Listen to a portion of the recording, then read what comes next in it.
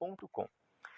Texto áureo, vamos para o nosso texto áureo. Romanos 15:13 diz assim: Ora, o Deus de esperança vos encha de todo gozo e paz em crença, para que abundeis em esperança, pela virtude do Espírito Santo. Então aqui a gente tem o texto áureo que fala, né, lá em Romanos, né, não é em Gálatas. A gente está falando a gente vai estudar aqui Gálatas, mas esse texto de Romanos, se a gente observar, essas duas cartas são muito parecidas, né? A carta aos Gálatas e a carta aos Romanos.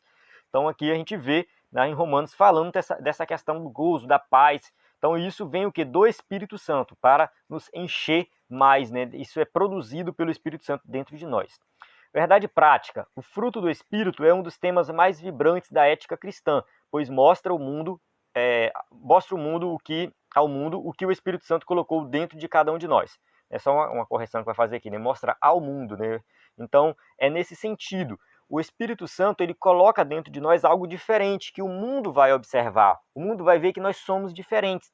Mas isso se nós formos salvos de verdade, se tivermos o Espírito Santo dentro de nós. Então, o fruto do Espírito é algo que não é produzido de forma forçada. Você não consegue fingir, talvez até consiga por um tempo, mas não consegue viver isso de forma constante. E a gente vai ver durante a aula que Paulo fala muito de andar no Espírito. Então, indico que é algo constante. Então, fruto do Espírito é algo constante na vida do cristão, que faz aí com que o cristão seja realmente diferenciado. A leitura bíblica lá se encontra em Gálatas 5, de 16 a 26. Então, aqui você vai ler esse texto com cuidado. Todo o capítulo 5, recomendo. Eu vou pular a leitura para ganhar tempo no vídeo, mas você pode acompanhar na sua revista ou, quem sabe, abrir a sua Bíblia, né, e ler todo o capítulo 5. Vamos para a nossa introdução. A introdução diz assim: o fruto do Espírito é o resultado de uma vida cristã abundante e manifestada no relacionamento entre os irmãos e irmãs na igreja, e no lar, na convivência com os descrentes, no trabalho e na sociedade. Então a gente vai observar aqui que fruto do Espírito é algo muito prático, tem a ver com a manifestação prática mesmo, né, do crente com o Espírito Santo, algo que é produzido na vida do cristão, que faz com que ele conviva bem em todas as áreas da sua vida, seja na igreja, seja na sua casa, seja no seu trabalho, na sociedade de forma geral. Então isso é produzido. Então, fruto, gozo, paz, longanimidade, benignidade, bondade, fé, mansidão, temperança, e o amor, né? Essa imagem aqui que está aqui na tela, você que está assistindo aí pelo vídeo, né? Você vai ver que está faltando amor ali, tá? Mas é porque durante a aula a gente vai explicar, né, que a questão do amor, né? O amor, ele é o principal, tá? A partir do amor vem todos os outras virtudes do fruto do Espírito. Por isso, devemos entender o conflito entre a carne e o Espírito e a função do fruto do Espírito. Então, a gente vai ver que tem um conflito entre carne e Espírito, mas deve ficar bem claro que neste conflito a carne já perdeu, o Espírito já venceu. É um conflito onde não tem uma dualidade, um contra o outro, com a mesma força, mas é um superior ao outro. No caso, o Espírito, ele já venceu a carne. Então, a gente precisa entender isso aqui. Vamos falar da função também do fruto do Espírito. Tópico 1. O fruto do Espírito na vida do crente. Definição. O que é fruto do Espírito? Primeiro, Jesus, ele nos salva, tá? E nos dá o Espírito Santo. Então, isso ficou bem claro nas aulas anteriores, onde falamos que o salvo já tem o Espírito Santo, faz parte já do salvo o Espírito na vida do crente. Ele nos renova, ou seja, ele nos dá uma nova vida. Então, nós recebemos o Espírito Santo, recebemos esse renovo e coloca em nós o desejo de fazer o que é bom e agradável a Deus. Então, a partir desse momento que nós nos convertemos, nós vamos sentir em nosso coração o desejo natural pelas coisas boas, o desejo natural pelas coisas de Deus. O cristianismo, ele não pode ser algo forçado. Você não pode ser um cristão que faz as coisas de Deus de maneira forçada, que obedece a Deus de maneira forçada, como se tivesse ali alguém com um chicote nas costas falando, é assim, assim, você tem que fazer dessa forma. Não é assim. O cristianismo, a graça de Deus é algo amoroso. O cristão, ele deve agir, né, de forma, né, amorosa, obedecer a Deus, né, porque Deus é bom, Deus é amor. Então, isso tem que ser colocado dentro de nós pelo Espírito Santo. Então, o cristão verdadeiro, ele sente amor, paixão, né? Paixão não, daí a gente pode colocar assim, um desejo muito grande de fazer o que é certo o tempo todo. Tá? Eu usei a palavra paixão aqui, mas talvez um pouco fora de contexto, né? Fico melhor colocando assim.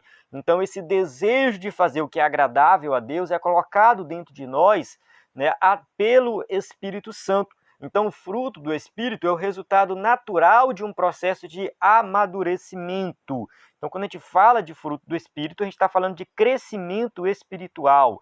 Então, é algo que está dentro de nós, é produzido dentro de nós pelo Espírito Santo e faz parte do crescimento espiritual do crente.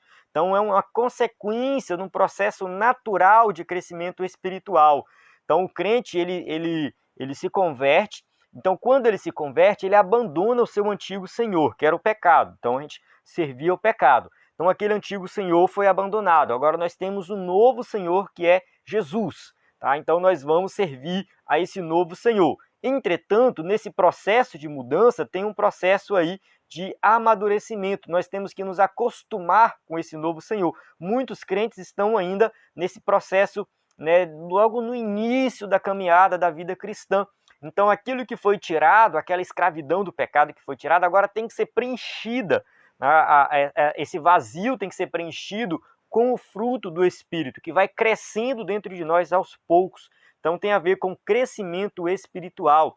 Ele surge dentro de nós como resultado da regeneração do Espírito Santo de forma instantânea e também gradativa. Então é algo que acontece ali de forma pontual, instantânea, quando você entrega a vida a Cristo, né? Quando você entregou, posso até colocar assim, quando você entregou a vida a Cristo, naquele exato momento o Espírito Santo já colocou algo dentro de você, você já foi regenerado, e a partir dali você vai crescer na vida espiritual, crescimento gradativo. Então é algo que vai, né, acontecendo na vida do cristão até, né, o dia que ele morre. Então isso acontece por meio do crescimento na graça de nosso Senhor, né, como acontece na santificação. Tem a ver com santidade, tá? Fruto do Espírito tem a ver com santidade. Por isso que a gente falou no começo que é diferente de dons do Espírito, porque os dons estão relacionados a uma atuação do Espírito Santo ali sobrenatural para agir na obra de Deus, né, para trabalhar na obra de Deus em prol de todos. Já o fruto do Espírito tem a ver com crescimento espiritual, produzindo santidade na vida do crente. 1.2. O fruto no singular. Alguns expositores estranham o fato de Paulo usar o singular para contrapor as obras da carne, no plural, e o fruto do Espírito, no singular. Então, porque era de se esperar frutos, tá? Então, muita gente fica com dúvida em relação a isso. Os expositores bíblicos se sentem na obrigação de explicar, né? Aqueles especialistas em grego, eles acabam tendo que estudar, ler e trazer uma explicação. Não existe consenso sobre isso. Tem algumas explicações. A gente tem aqui na revista uma explicação que é usada pelo escritor da revista, pelo missionário Eurico Bergsten. Né? Ele foi um grande missionário da Assembleia de Deus, e ele trouxe essa ideia de fruto como a laranja e seus gomos. Então, fruto no singular é um fruto só. Mas esse fruto, no caso, uma laranja, você fala que eu tenho uma laranja, mas ela tem vários gomos. Então, seria nesse sentido, né? O fruto no singular e a laranja com vários gomos. Eu acho, um pensamento meu, eu acho pouco provável que Paulo tinha em mente a questão de uma laranja. Eu já vi, né, no caso, um outro escritor, citando um tipo de flor, na época também, que tinha também, no caso, era uma flor só com várias pétalas. Então, alguns dizem que seria mais nesse sentido. Outros escritores vão dizer que fruto aqui tem a ver com algo que é produzido. Paulo usou a palavra fruto para falar assim, algo que é produzido pelo Espírito Santo e vai crescendo aos poucos.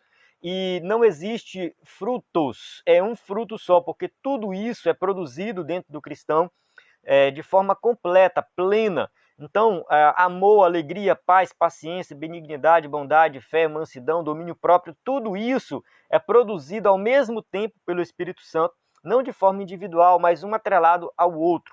Então, aqui é nesse sentido. Eu vejo mais nesse sentido de algo que é produzido. Então, o fruto que aparece logo em seguida é o amor.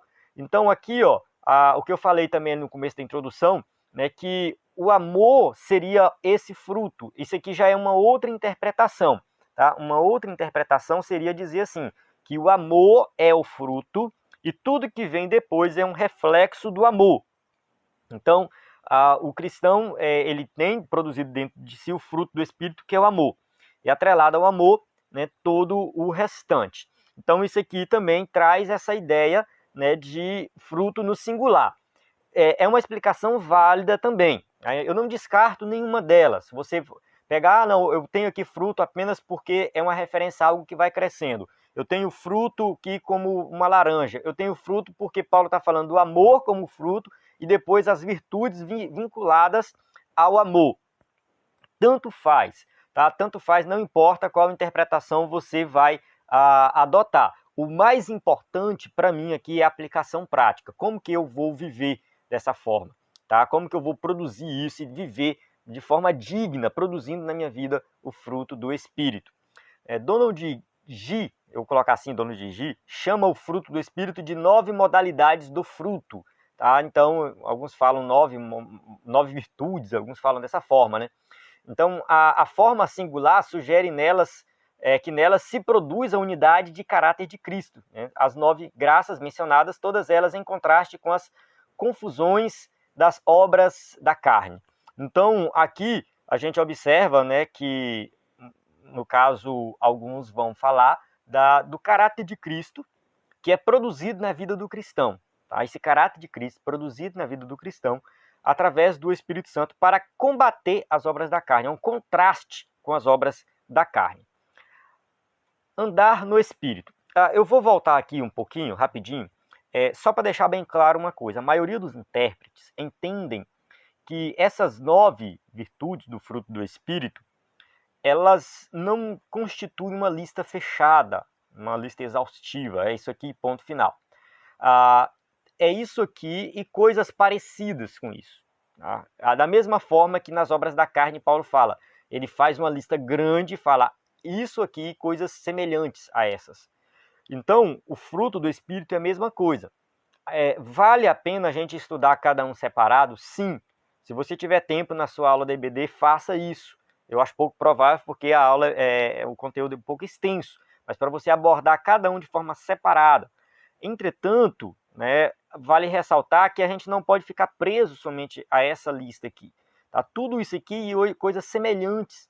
Então, tem coisas que não estão aqui na lista, mas faz parte do caráter do cristão que é produzido pelo Espírito Santo. Então, a gente vai se entender também como fruto do Espírito. A gente pode até comparar essa passagem de Gálatas com outras passagens bíblicas que falam de algo, né, do comportamento do cristão. 1.3. O andar no Espírito.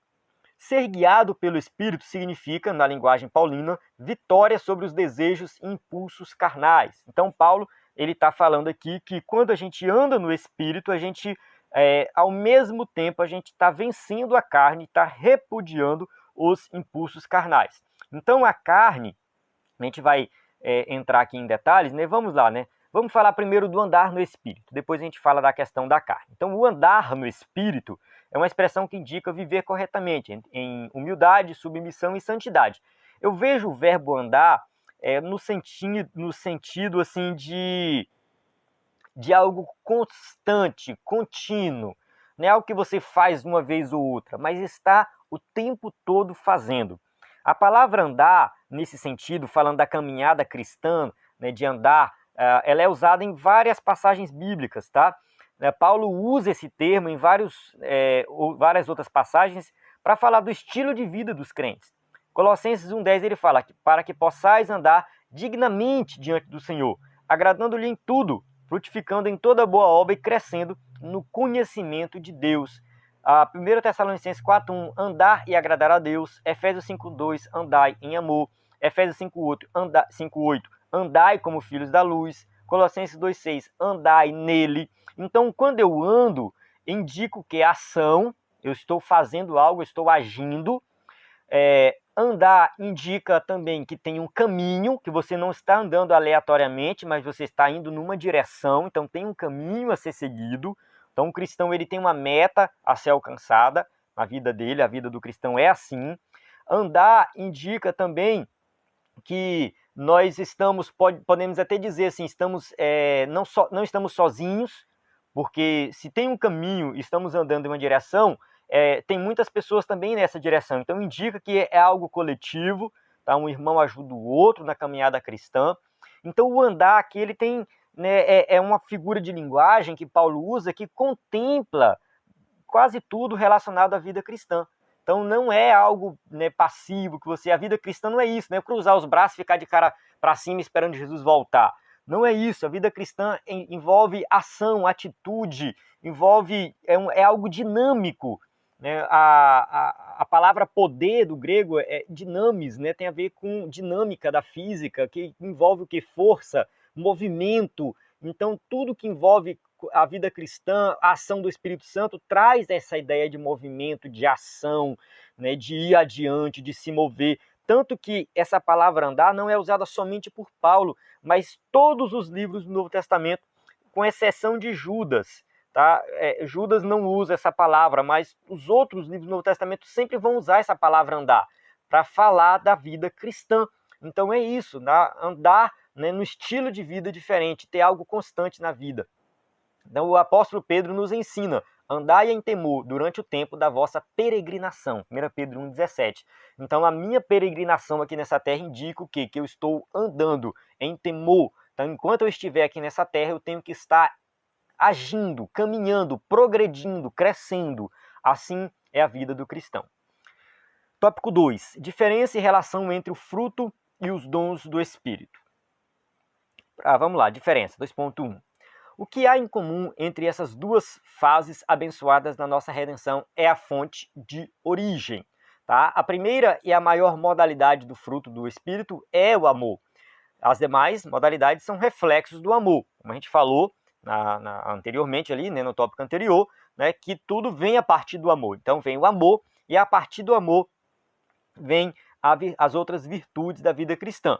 O apóstolo Paulo usa o amor como representante do fruto do Espírito ao comparar o fruto com os dons do Espírito. Então, quando Paulo faz essa comparação, ele usa o amor. Lá, 1 Coríntios 12, 31, ele fala que o amor é superior aos dons. Né? Ele fala assim: eu vou mostrar para vocês o caminho mais excelente. Quando ele finaliza o capítulo 2 falando dos dons, ele entra no capítulo 13 para exaltar o amor e ele vai falar que é o caminho mais excelente. Por essa razão, o amor encabeça essa lista. Por isso que está aqui Gálatas 5, 22, 23. Mas o fruto do Espírito é amor, alegria, paz, paciência, amabilidade, bondade, fidelidade, mansidão e domínio próprio. Aqui é a tradução da NVI. Tá? O amor vem em primeiro lugar.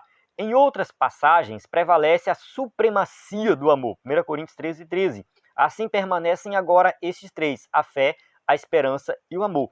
O maior deles, porém, é o amor. Então Paulo vai exaltar o amor como principal na vida cristã. Tem que ter amor. Se faltar amor, né, nada mais tem sentido. Por isso que 1 Coríntios 13, de 1 a 3, ele fala assim, ó: ainda que eu fale a língua dos homens e dos anjos e não tiver amor, serei como sino que ressoa ou como prato que retine. Ainda que eu tenha o dom de profecia e saiba todos os mistérios e todo o conhecimento e tenha uma fé capaz de mover montanhas, mas não tiver amor, nada serei. Ainda que eu dê aos pobres tudo o que possuo e entregue o meu corpo para ser queimado, mas não tiver amor, nada disso me valerá. Então essa passagem bíblica é uma das mais belas passagens das Escrituras.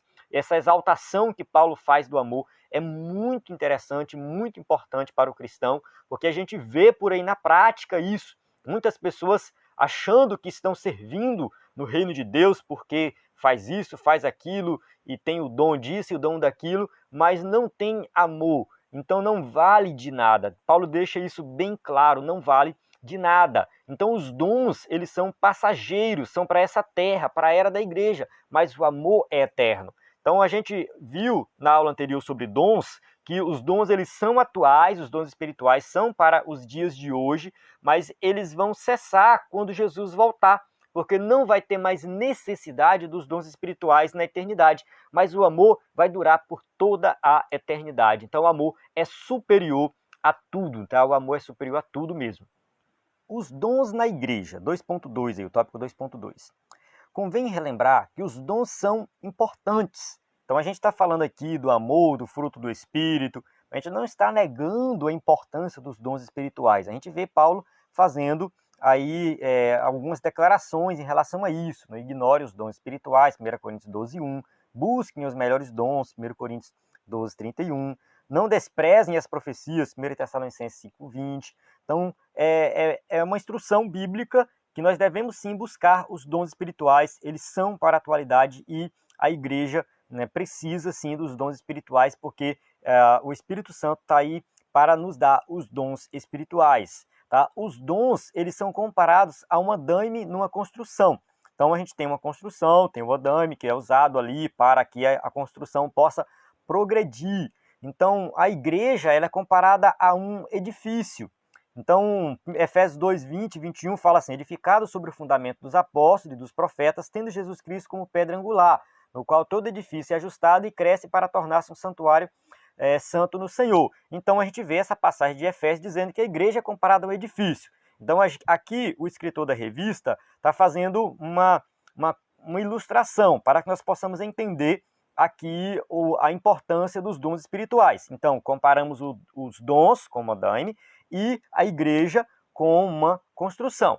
Não é possível a construção prosseguir sem o andaime, tá? Então é isso aí, a gente está ciente disso. Uma vez concluída a obra, o andaime é dispensado. Então eu não tenho mais necessidade dessa ferramenta depois que a obra está completa. Se uma obra está completa, eu retiro ele, porque, querendo ou não, a sua utilidade, né, já passou. Então já teve a sua utilidade. Então o edifício já está pronto, não tem mais necessidade de andaimes. Então no céu não haverá necessidade dos dons, mas eles são uma necessidade imperiosa na vida da igreja hoje. Então os dons são para os dias de hoje. Muitas pessoas acham que os dons mais miraculosos foram apenas para a igreja primitiva e não para a igreja de hoje. Entretanto, a gente estudou sobre isso na aula anterior e ficou bem claro ali que não tem nenhuma passagem bíblica que confirma que os dons cessaram. Tá? As passagens bíblicas, quando falam de dons, falam que eles são para a igreja, para fortalecimento da igreja. Então, se é para a igreja e a igreja continua existindo, então os dons, eles continuam sim válidos para os dias de hoje.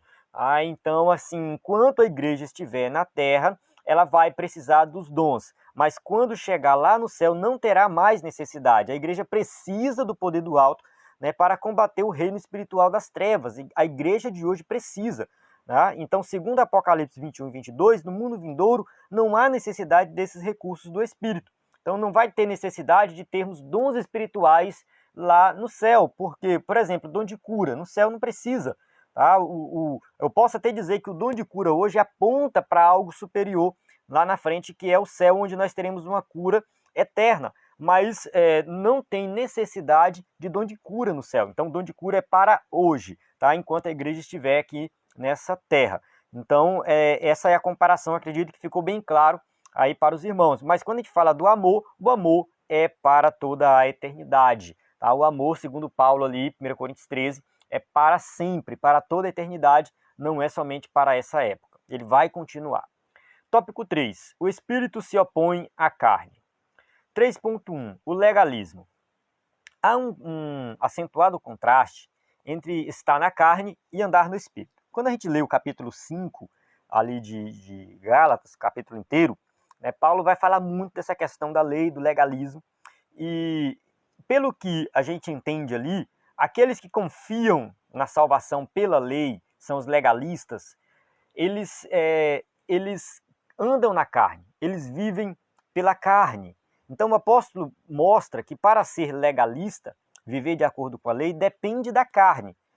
É assim, Paulo não está falando mal da lei, ele não está criticando a lei, Paulo não está fazendo isso. Tá? A lei é boa, a lei de Deus ela é perfeita.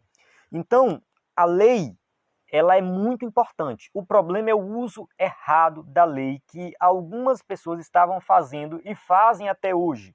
No caso ali do contexto da igreja primitiva, existiam os judaizantes, alguns judeus que acreditavam que para ser salvos teriam que seguir a lei, porque a lei ia salvar, como se o propósito da lei fosse salvar. E Paulo vai criticar isso de forma veemente, porque ele vai falar o seguinte: olha, tudo que a lei proíbe, manda e exige, cai no vazio, onde o mandamento é exercido alegre e livremente, ou seja, pela graça, tá? Porque quem vive, né, no caso no Espírito, depende da graça de Deus. Então, é assim, vou explicar novamente. A lei tem suas exigências, suas proibições, tá? Tá lá, a lei proíbe. É como se ela fosse uma cerca, ela está delimitando. E a graça de Deus, quando a pessoa é alcançada pela graça de Deus, ela vai obedecer sem a necessidade da exigência da lei. É como se eu estivesse seguindo um caminho e não tenho mais necessidade da cerca delimitando. A cerca ela se torna inútil porque eu vou seguir o caminho sem necessidade dela. Tá? Eu sei qual é o caminho. Então quem vive no Espírito cumpre a lei sem necessidade da lei estar em cima. Olha, é assim, é assim, é assim, tem que fazer desse jeito. Então viver pelo Espírito, depender da graça de Deus, é justamente aí que se encontra o cerne do cristianismo. A salvação é pela graça, não é por esforço próprio.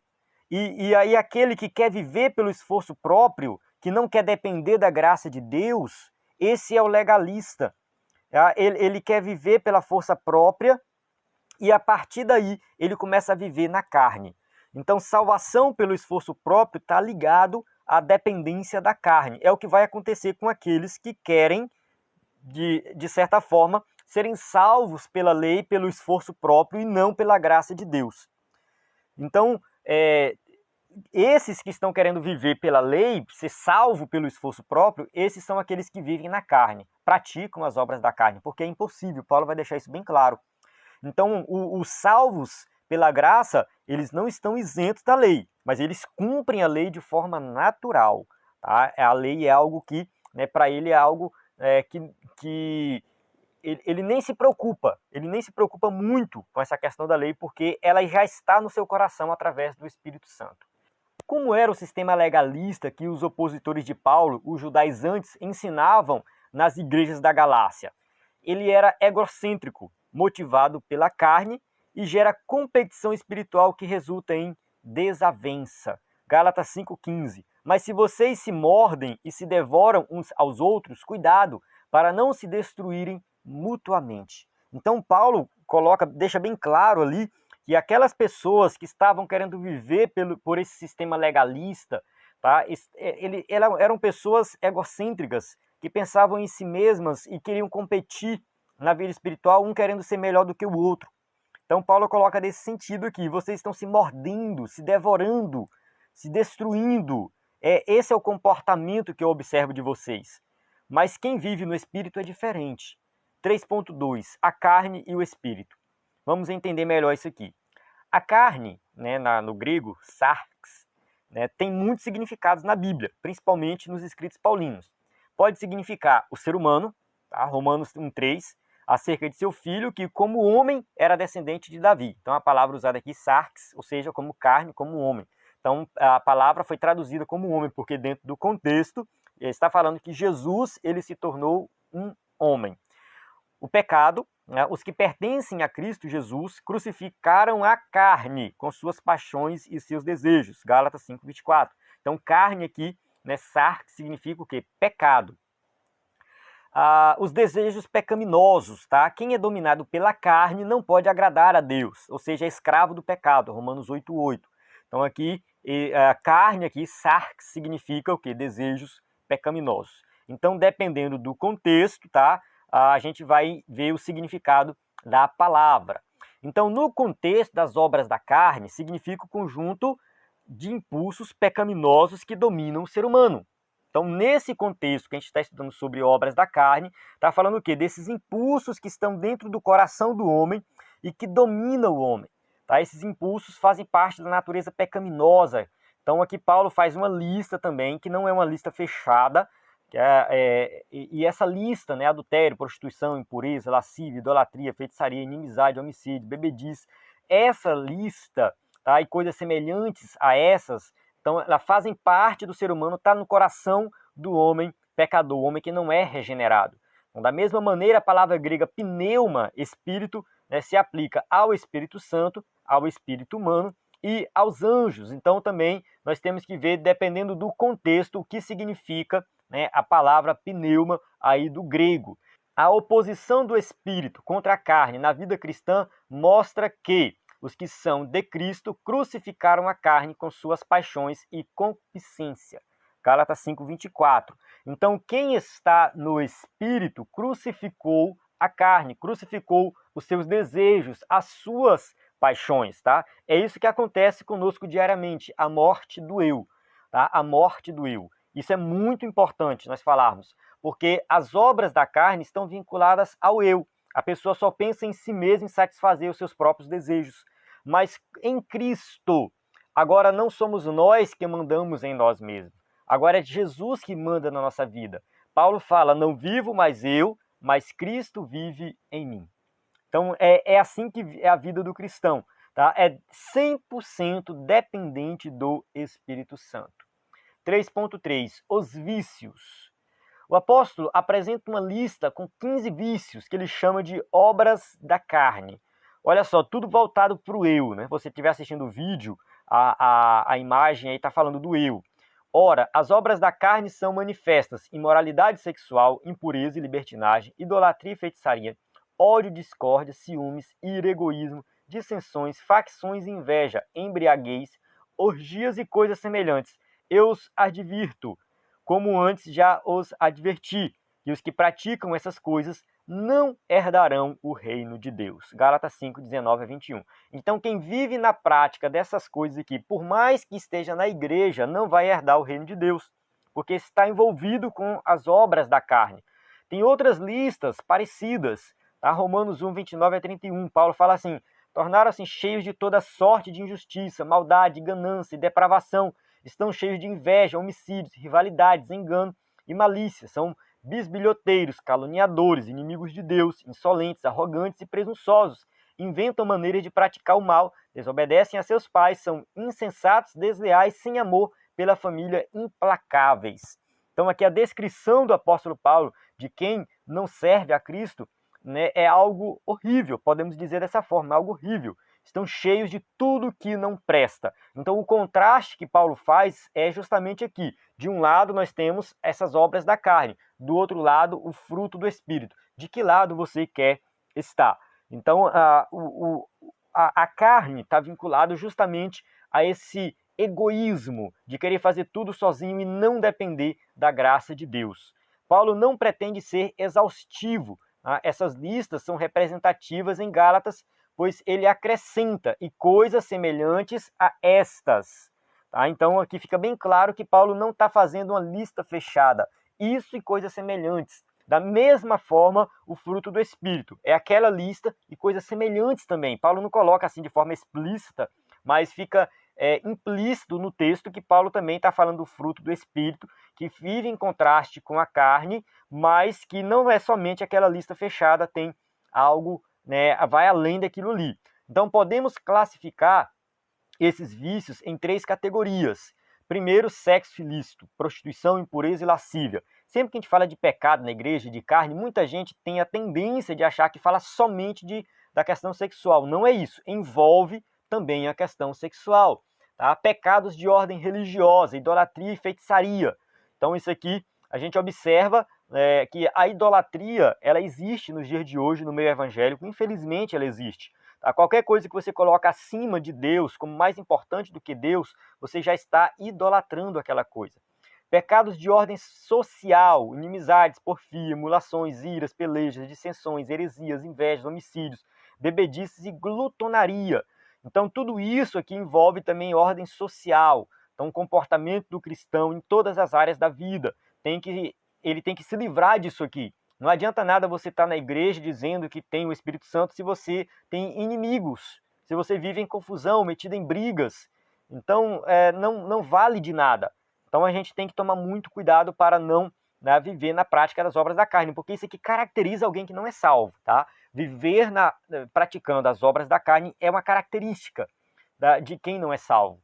Agora, quem pratica o fruto do Espírito, quem produz, né, melhor dizendo, o fruto do Espírito, aí sim, esse tem o Espírito Santo de fato na sua vida e esse é o salvo.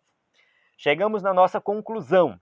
Cabe a cada crente fazer uma análise introspectiva para verificar se suas inclinações são carnais ou espirituais. Salomão disse que o homem é aquilo que imagina sua alma. Jesus disse que o homem fala aquilo do que o seu coração está cheio. O pensamento de cada ser humano norteia seu comportamento. Se a mente é carnal, seu comportamento é carnal, que resulta em morte. Se a mente é espiritual, seu comportamento é espiritual, que resulta em vida e paz. Então é isso. Tá? O que você cultiva na sua mente, no seu coração, se você alimenta a sua parte carnal, você só vai produzir obras da carne. Tá? O seu comportamento vai ser carnal e isso só é uma evidência de que você não é salvo. Agora, se você é cheio do Espírito, alimenta a parte espiritual, você cresce na vida espiritual, aí é diferente. Você vai ser um crente maduro e as pessoas vão ver a diferença na sua vida. É claro que esse não é o propósito. Você também não está se comportando bem para ser uma pessoa arrogante na sociedade, dizendo, olha, viu, eu tenho o fruto do Espírito. Não é isso. Não, isso também cai na arrogância espiritual, mas é uma coisa que não faz sentido, né? Se você produz o fruto do Espírito, automaticamente você vai ter uma vida de humildade, não de arrogância. Então não tem como uma coisa a conviver com a outra. Ou um ou outro. Ou você produz o fruto do Espírito, ou você pratica as obras da carne. É um ou outro. Não tem meio termo. Amém?